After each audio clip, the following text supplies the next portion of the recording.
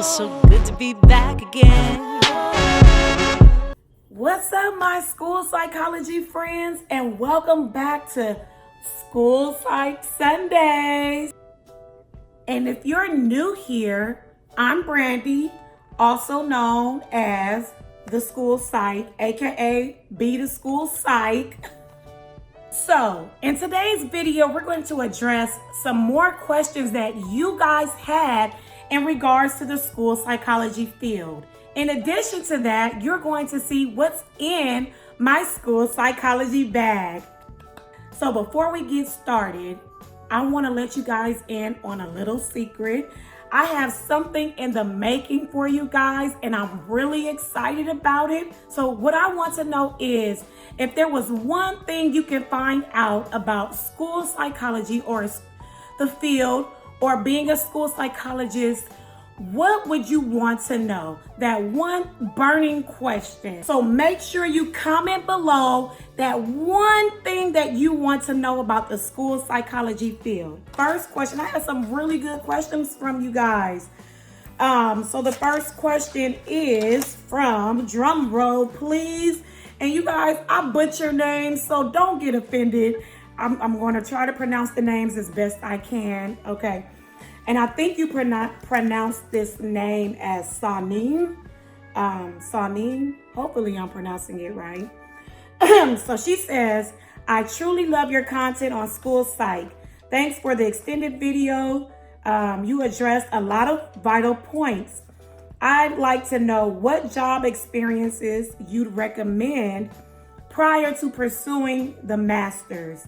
It'll be greatly appreciated if you can talk about your path and the path of others in your cohort. The path that others in your cohort had in terms of past job experiences that qualified you guys into the program. Thank you in advance, and we'll be sending up prayers for you. Thank you, Sanim. Great question. Okay. So, and I'm so glad you like this content that I'm putting out for you guys. I really enjoy doing it. So let's see. What job experiences could I recommend? You know, I'm going to talk about my job experiences. So I've always worked in education from the time I got out of high school up into my position as a school psychologist. And the reason being because I come from a family of educators. My dad was a special education teacher. My dad's parents were regular teachers. And a funny story, I found out that my grandfather, his first job as a teacher was in my district. Wow. How interesting is that? My aunt pulled out a picture and she told me the school he worked at. And I was like, what? He worked in my district? She was like, yeah. You know, and I was just like, I'm going off on a tangent, but I just really want to put this in here. But it's just interesting to find out, you know, and he was hired. He worked as a painter prior to becoming a teacher because he couldn't get a position because he was an African-American man.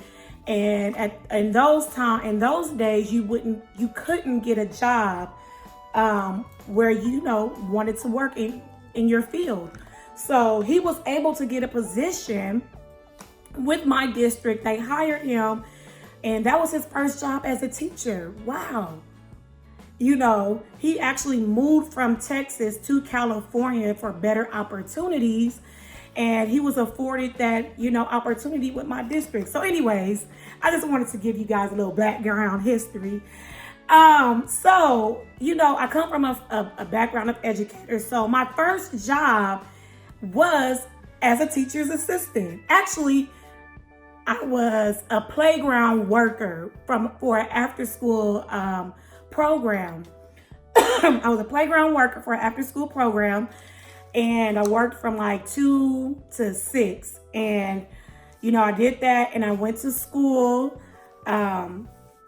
straight, you know, from high school. And then my next job was I would work in the daytime as a teacher's assistant, and then in the afternoon I would work as the playground worker. And I was still going to school at that time. And then my next position, I got into special education as a special education assistant. So at that time, I wanted to be a special education teacher. So I worked in the classroom alongside a teacher and some other assistants in the classroom. And I actually worked at a special education center. And that was with students with all types of disabilities. We had a preschool program up to the 22-year-old program, where it was a CBI, which is community-based instruction. So I worked at a special ed center, and I was pursuing a career as a special ed teacher. And I was like, do I really want to do special ed as a teacher? So I was like kind of weighing my options. Then I saw like a counselor, and I was inquiring about being a counselor, and I talked to her. She was actually a PSA counselor, which was like an attendance counselor. And I was like, that seems really interesting to do. Then we had a school psychologist at our center that was there full time. So she would come to my classroom that I worked in, and she would talk with the teacher. And I was like, that job sounds really interesting. I was looking at her. So I went and talked to her like, hey, what is it that you do? Explain to me. Can I pick your brain? So that's exactly the path that I took. And I was really interested in school psychology after talking with her. So I started calling around, finding more information. And then after I finished my bachelor's degree, I went straight into the school psychology program. I think I had to wait like 8 months, because I needed to wait for the next round to apply and then get into the program. So I waited like 8 months, I think. So that's the path I took. But when I got into the program, my cohort, it was people from the education background. There was, I think, some people from like a business background. There's all types of background that sometimes go into, school psychology field because they want to take a different path. So I really don't think being in education, that does help you because you kind of get a feel of, working with kids. But I don't think it's limited. If you come from a business background or, cooking background, if you really have a passion to work with kids and you want to pursue it, I think by all means pursue this career. But I don't think there's a limit to or a certain path that you have to take, to become a school psychologist. I think if you just have the passion and the drive to pursue it, then, everything will line up and fall in place. So I also worked in a program that was specifically geared towards students with autism. And I would go in the home and do like behavior therapy. So that was another path that I took to kind of get experience with this field and working with students with disabilities. But definitely, if you are really interested, I would say, look for jobs that are, geared towards education, geared towards students with disabilities. They have a lot of nonprofit organizations that you can work with to get those experiences with students with disabilities. So if you can go that route, I would suggest it. But if not, take the path that you take. And if you want to go into this field, I say by all means do so. Don't limit yourself. You can do it. There you have it. Hopefully that was helpful, Sanim. Let me know in the comment section if that answered your question. If not, put some more comments down there. I'll address it in a future video. Okay, next question is by, drumroll please, Noah Speaker. She says, I just found your channel yesterday and I really like your videos. I'm in community college right now studying sociology. I hope to focus my major on social services when I go to the university. I have been looking into possible career and field. I have been looking into possible careers and find school psychology really interesting. Your videos have been really informative and honest, so thank you. I really appreciate how genuine and honest you are. I have one question. How did you know this was the career you wanted? Great questions, Noah Speaker. So, I started off at a community college. When I first got out of high school, I went straight into community college, actually Santa Monica College to be exact. And I started off there, and there's nothing wrong with starting off at a community college. It's cheaper, you save money, you can kind of figure out what you want to do. You don't have a set major, because when I went in, I was taking like my general education courses, and because I didn't know what I wanted to do. I was like up in the air. I was like, what do I want to do? What do I want to do? So I took my general education courses, and then by that time I was like, like I spoke about in the last question, getting into like the education field and trying to figure out exactly what I want to pursue, weighing my options. So, studying sociology, that's a good way. There's no right.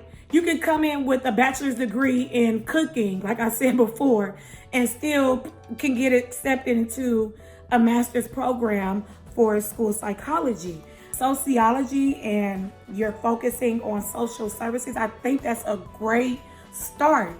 Like I said, your bachelor's degree, whatever you get it in, most programs, they're not going to say, hey, she has a bachelor's degree in this, we're not going to accept her.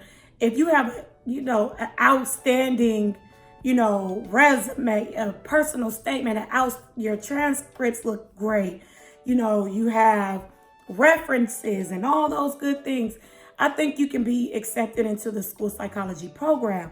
I had got my bachelor's degree in human services. So that was mine, because I still was kind of up in the air on what I wanted to do. And I know I wanted to work in the helping field. I just didn't know exactly what it was. So that's a great start. You're on the right path, Noah. Let's see. Now, how did I know if this field was really for me? Once I talked to the school psychologist at the special education center I worked at, I kept asking questions like, can I, follow you for a day? Can I see what you do? I was really inquisitive. I really wanted to know. And she was so helpful. She didn't mind answering my questions. And I was like, I really am intrigued by this. I really want to do this. So I started, like I said before, I just started, finding out more information, doing my research.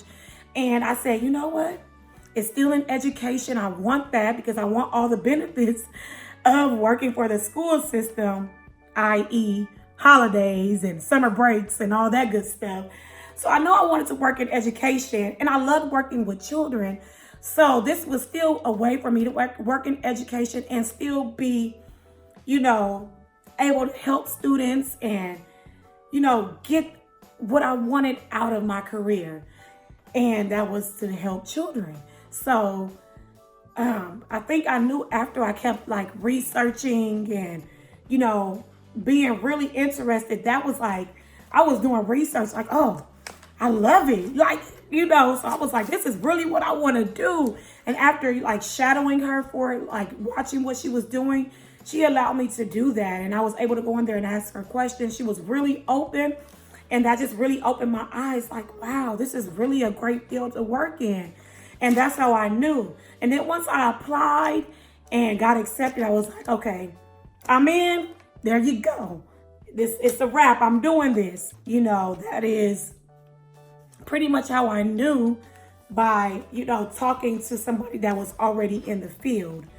and being able to see exactly what she did as a school psychologist, and doing my own research as well, doing my due diligence to find out about the career and if it's something that fits me and fits, the type of things that I want to do, for a profession. And everything lined up. All the pros were like, there were barely no cons. So Noah Speaker, thank you for that question. That was an excellent question. Please let me know in the comments section if this answered your question. If not, feel free to drop more questions if you have any more things that you want to know about the field. So that is it for the question and answer. We're going to move right along to see what is in my school psychology bag. First up, this is my file briefcase, my file case, and I really love this case. This is what you can see is black and white polka dots. I love it. It's matching my background right now. But you guys, it just broke. My handle broke. I have to go get another one. I actually got this one from Target. They have some really cute ones. This is my file case, and let's see. So I put different files in here. So this is how it looks. I usually put like my testing materials, different school sites. I carry this. I have me little envelopes in here when I mail things home. I have some assessments that I use. C-top. I have some rating scales that I sent home. This one is a teacher's rating scale for my little ones if they're in preschool. But these are like the type of rating scales that I use. I have different tests in here. I have, let me see, what else do I have in here? Oh, I have some reports in here. This is a report that I have in here. But, and everything is confidential, you guys. But this is one of my reports that I have in here. This is a draft copy. But let me see how many pages this report is, so you guys can see. This one is 12 pages. Not too bad. I've had some that's 40 pages initials. This one was a triennial for a student with other health impairment. So we had his IEP, and this is a draft. So this is the differential ability scales. This is one of the cognitive batteries that I give. And this is for students who are 5 to 17 years old. And yeah, this is one of my favorite cognitive assessments to use, because you can measure so many different areas from this ability scale. Really. Okay. Let's see. That's pretty much it. And here's just some more tests, some more files, some more reports. And I'm so mad that it broke, you guys. I gotta fix it. Maybe I can hot glue gun it. What y'all think? Or do I need to go get another one? Oh, I love it. So this is actually a clipboard that I use to test my students. It came with some calendars for the months where I can jot down different things. This is the month of March. I haven't wrote anything on here, but I will. I just haven't this month. But I use this when I assess kids. So I usually clip like this the test, and so the student can't see what I'm writing down, and it kind of hides it. So I use this during the testing. And I actually got this from Target as well. It was in the $5, the dollar section. And it's a really cute clipboard. Target really has some really great things, you guys. And look at that little rose gold. That is so cute. I'm a bag lady, you guys, because since I travel to different school sites, I have so much stuff that I have to tag along with me, because I gotta pretty much carry assessments, everything that goes with the assessment tools, like the stimulus books, the CDs or blocks or whatever comes with the assessment. So I also have this little duffel bag, you guys. This is a little jean bag. I actually got this from Gap. Yeah, I wouldn't believe it. In the year 2000. In the year 2000, I got this from Gap. And it's still holding on. I love this bag. This is like my first bag when I went to college, you guys. But yeah, I got this from the Gap. And Gap, y'all did it with this bag. When I tell you this bag is still stuck, this bag ain't tore or anything. I didn't wash it. And it's 20 years later and I still have this bag. I don't want to tell y'all how old I am, so let me stop. Okay, so let's see what's in this bag. Now, I usually keep files in here too, you guys. So I have, this thing is like my 2018 planner. I need to change this out. I haven't, and put in the 2019. So I have some files in here, you guys. These are all the reports I need to write. I was gonna do some work at home. So let me see how many I have in here. 1, 2, 3, 4, 5, 6. 6 file folders. These are the students I'm working on. This is just a few of them. But as you can see, it's pretty filled with tests that I've already given. Parent information, teacher information. Let's see. Oh, I have a test booklet in here. The scoring manual for the VMI, the visual motor integration test. Use this when we look at learning disability. Sometimes occupational therapists use this as well to determine sensory motor issues. My little tab where I could just go straight to the scoring page. Okay, let's see what else I have in here. My little post-it notes. I'm a post-it queen.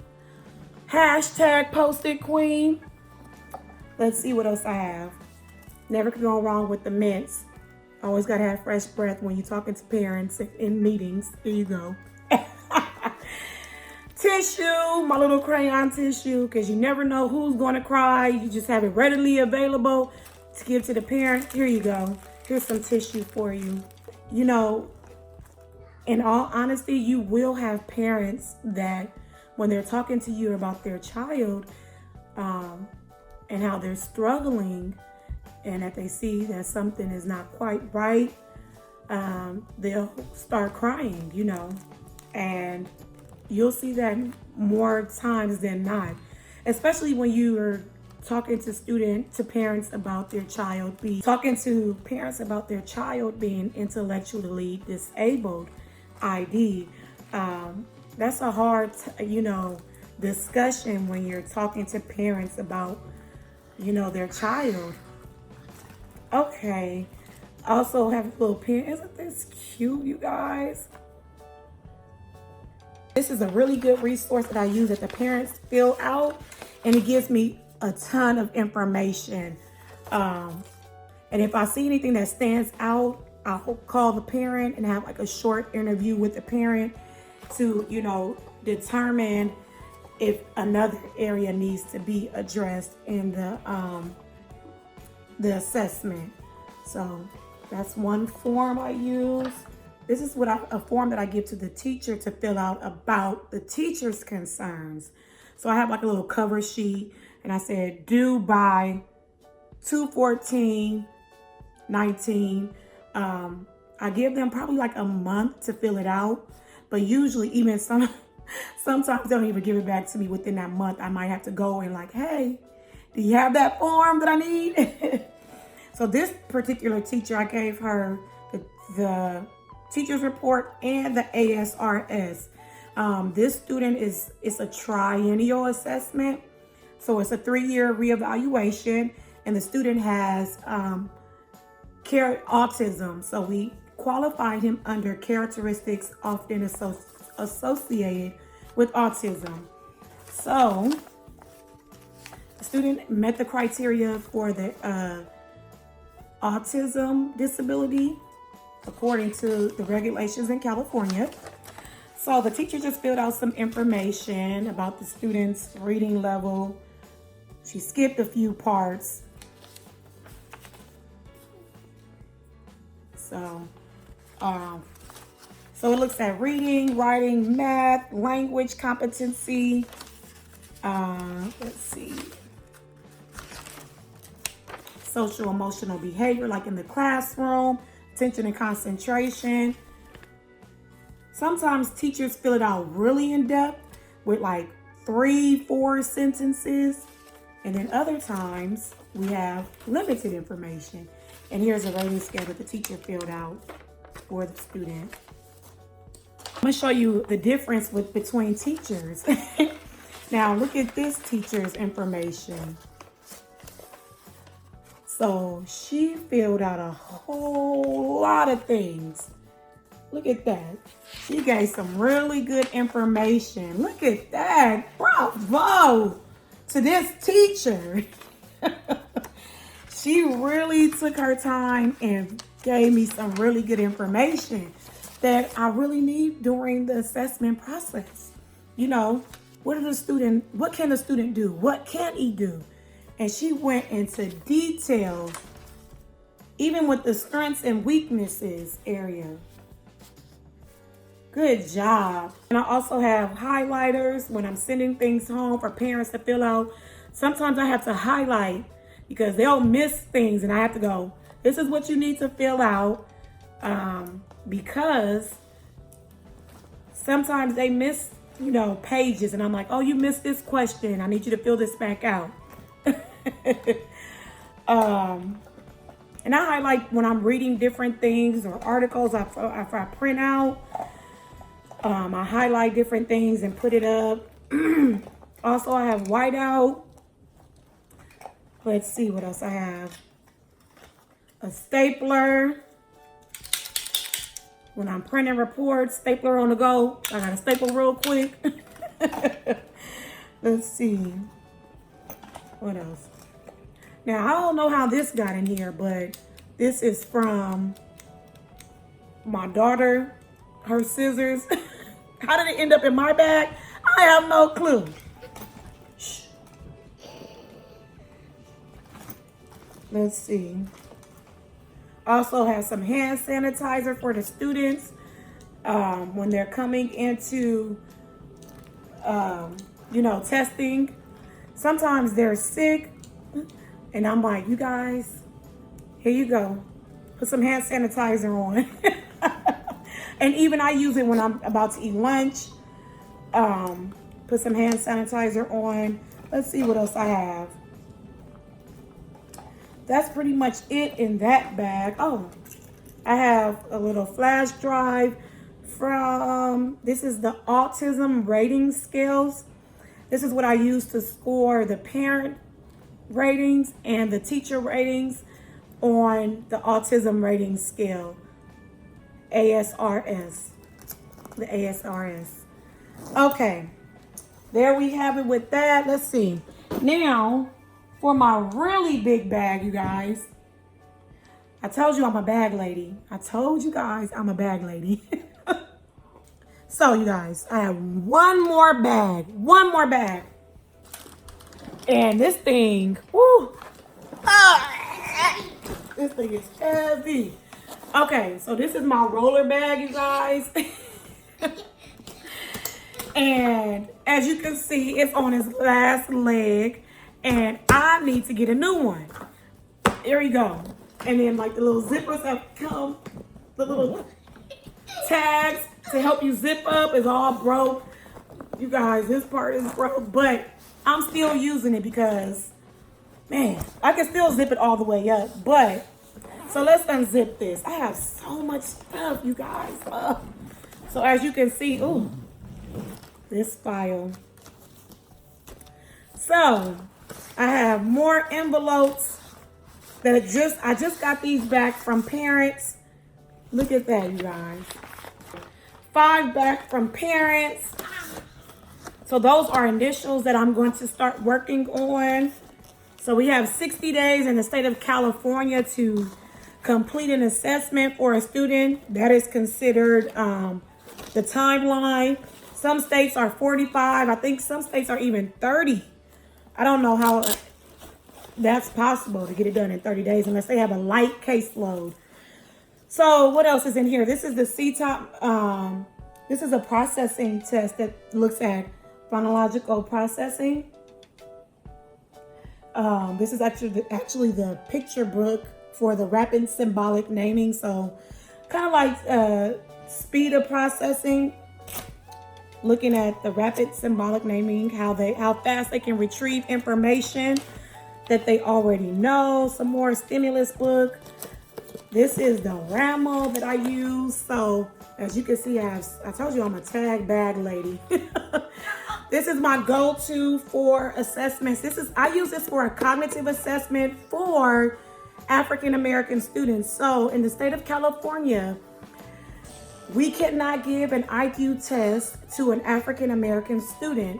And that's based on the Larry P. So if you look up the Larry P case, so you can find out exactly what it is. So we cannot give IQ tests in the state of California. It was ruled to be biased.